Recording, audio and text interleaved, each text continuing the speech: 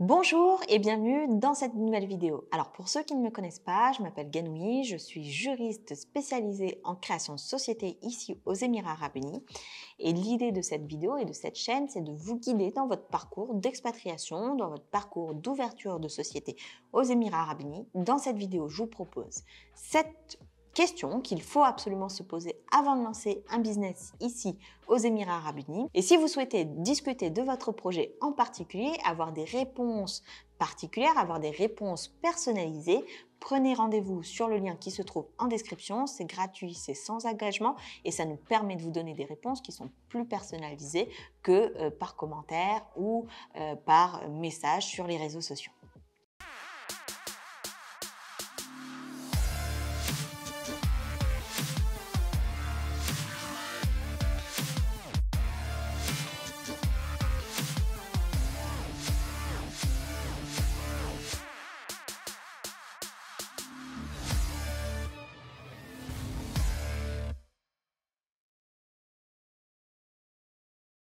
Quelles sont donc les 7 questions qu'il faut se poser lorsque l'on souhaite lancer son entreprise aux Émirats Arabes Unis?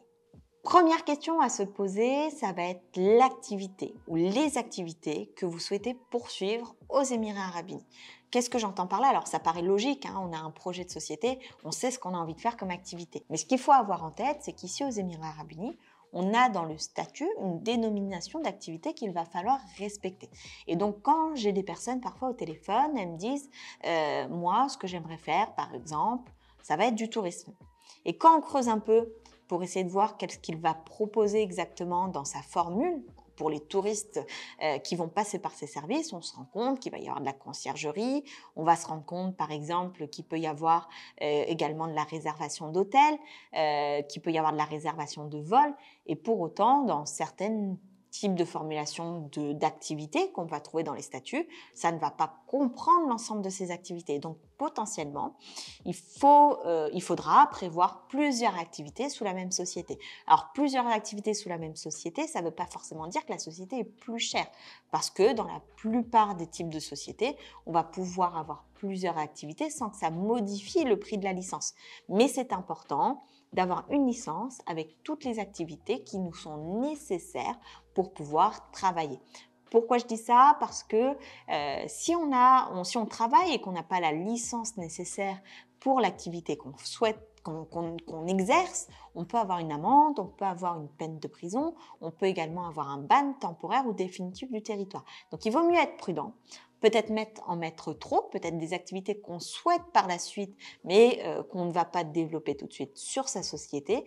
On peut les mettre dès le départ et les prévoir parce qu'on ne sait jamais à quelle vitesse le business va monter. On ne sait jamais également, ça ne suit jamais également les plans de départ. Peut-être que vous aviez en tête 3 activités en pensant les lancer 1, 2 et 3, et finalement on se rend compte que le 3 est un besoin qui est urgent et qu'on peut peut-être le lancer dès le départ. Donc posez-vous la question déjà dans un premier temps de l'activité ou des activités que vous souhaitez faire ici aux Émirats Arabes Unis pour que votre société puisse les couvrir et que vous soyez autorisé à proposer l'étendue des services que vous aviez en tête. Donc ça, c'est la première question.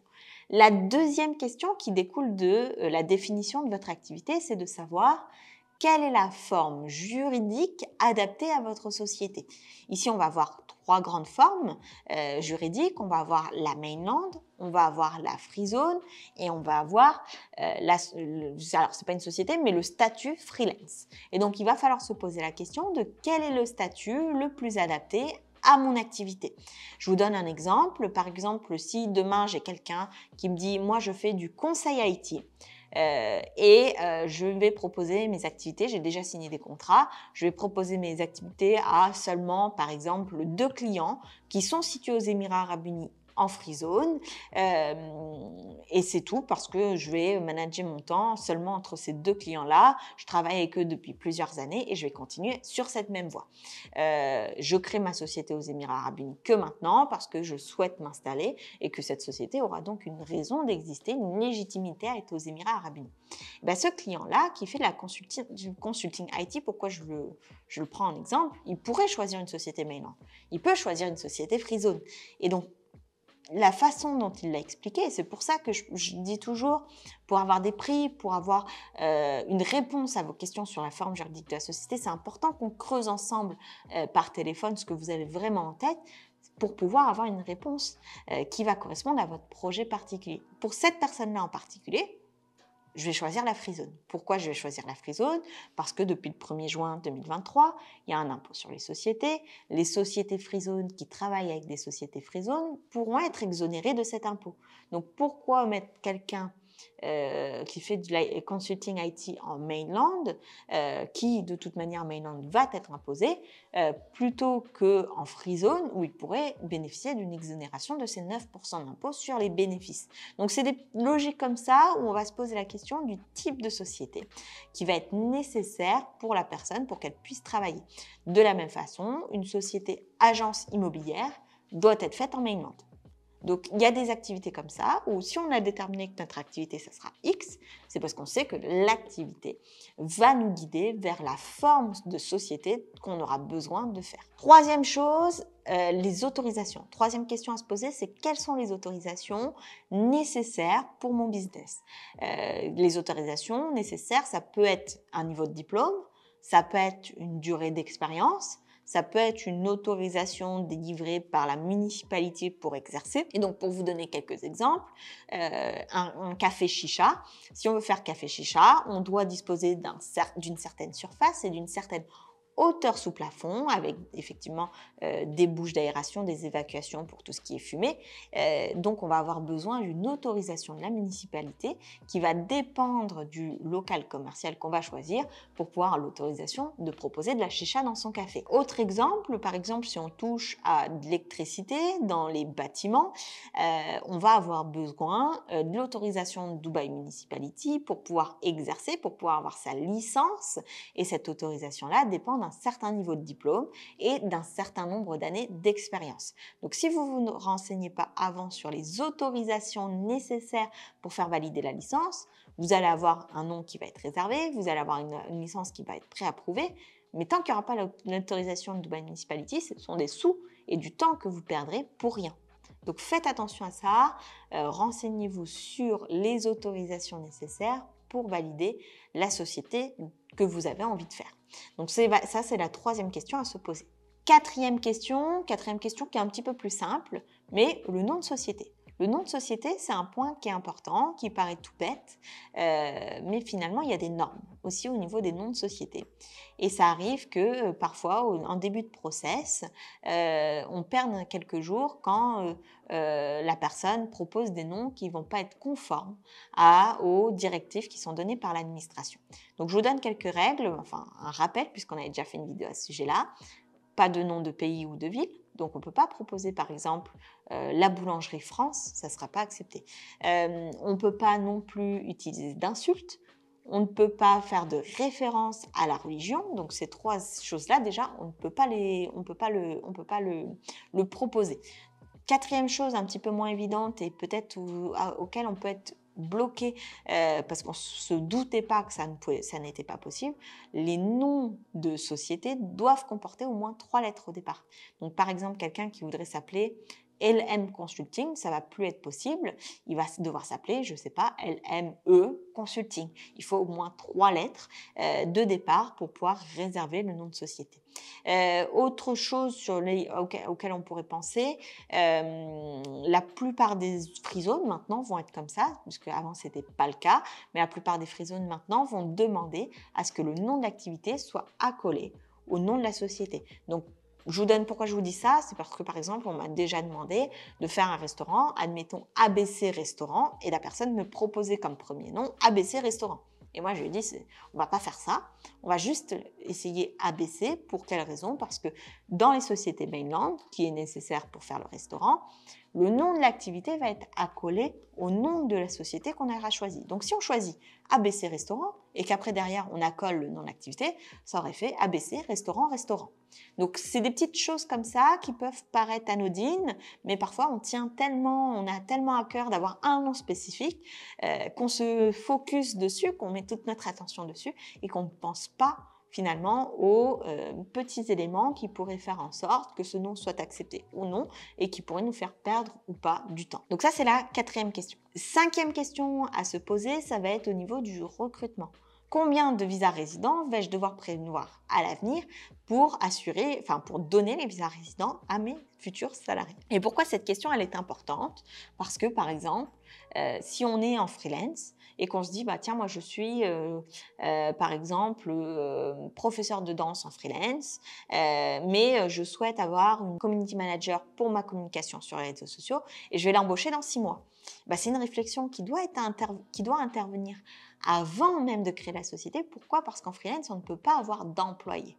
Et donc, si on part sur un statut freelance alors qu'on sait déjà qu'on veut embaucher quelqu'un, soit on devra tout fermer, recommencer sous une free zone ou une main zone pour pouvoir être en mesure d'embaucher quelqu'un et de lui donner des visas résidents, soit il faudra que notre community manager ait elle-même une licence, donc une activité, pour ne pas être salarié. Donc, c'est des mécanismes comme ça qui vont vous faciliter la vie si vous y avez réfléchi au départ. Donc, le recrutement, c'est important.